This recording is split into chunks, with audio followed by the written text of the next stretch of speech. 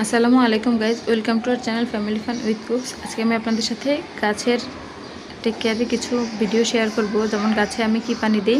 আমি যেহেতু প্রতি মাসে 5-10 কেজি পেঁয়াজ যা লাগে আমি ওগুলোকে একসাথে কুচি করে এবং ব্লেন্ডার করে রাখি। সেক্ষেত্রে আমি গত পরশু রাতে পেঁয়াজগুলো কেটেছিলাম, তো আমি খোসাগুলোকে ভিজিয়ে রাখি। আমি প্রায় 48 ঘন্টার মতো ভিজিয়ে রেখেছি, মানে 2 দিন। তো আমি এগুলোকে এবার ছেঁকে নেব। আমি খোসাগুলোও ফালাবো না, খোসাগুলো দিয়েও গাছের একটা টব রেডি করেছি, সেটা আপনারা দেখতে পাবেন।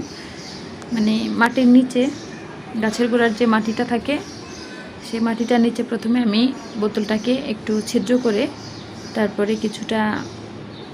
কয়েকটা ইটের কণা বা পাথর দিয়ে দিই, যাতে পানিটা ভালো করে ড্রেন হতে পারে। তারপরে আমি এই পেঁয়াজের খোসাগুলো দিয়ে উপর দিয়ে মাটি দিয়ে দিয়েছি।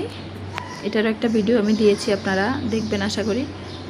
তো আমি কিছুটা পানি এখান থেকে উঠিয়ে রেখেছি, গাছের পাতায় স্প্রে করব। আর আমার যেহেতু ঘরে কিছু ইনডোর প্লান্ট আছে, সেগুলিতে দেব।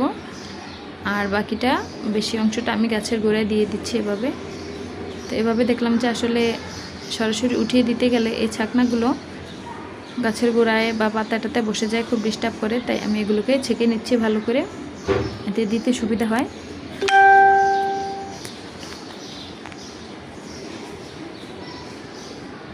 তো আমি সবগুলোকে ছেঁকে নিয়ে এটার সাথে আরেকটু পানি মিশিয়ে পাতলা করে নিতে পারেন আপনারা চাইলে। আমি আর পাতলা করব না, আমার এটা এমনি যথেষ্ট পানি আছে, তবে একটু পাতলা পানিটা দিলে ভালো হয়। আমি একটু বেশি পরিমাণ পানিতেই ভিজিয়ে রেখেছিলাম, যাতে পানিটা প্রথম পাতলা হয়ে যায়। আমি এ পর্যায়ে স্পিডটা একটু বাড়িয়ে দিয়েছি, যাতে করে আপনারা দেখতে দেখতে বোর না হন। তো দেখুন, আমার এখানে মোটামুটি মরিচ গাছ, কামিনী ফুল গাছ, তুলসী গাছ, বেলি গাছ, গোলাপ গাছ, তারপরে দোপাটি ফুল গাছ, আর ধনে পাতা গাছ, নয়নতারা গাছ, আর কী গাছ আছে। তো আমি এগুলোকে এর মধ্যে করেছিলাম কি, সবগুলো গাছকে মানে যে রিপোর্টিং করা বলে, যে মানে ডালপালাগুলো কেটে একদম ফ্রেশ করে দিয়েছিলাম নতুন করে। তো সেক্ষেত্রে সব গাছেরই কটা পাতা টাতা নেই আর কি, পুনিং করেছিলাম আমি। তো এখন আবার নতুন করে শুরু করছি, যেহেতু সামনে বর্ষা আছে। সব গাছে ডালপালা ছেটে দিয়েছি, কারণ বর্ষায় এমনিতেই গাছপালা একদম ঝোপালো হয়ে যায়। তো এখানে ছিল কিছু নয়নতারা গাছ, তারপরে একটা ব্লু ডেইজি, এটা কি যেন একটা ইনডোর প্লান্ট। পাতাগুলো সাদা, গোলাপি আর সবুজ 3টা কালার মিলে হয়। আর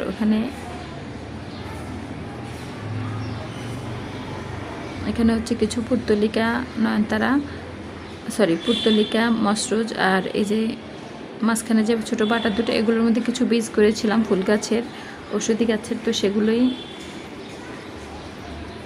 বীজ থেকে চারা হয়েছে। এখানে থানকুনি পাতা আছে, পুদিনা পাতা, এখানেও একটা লিলির চারা আছে।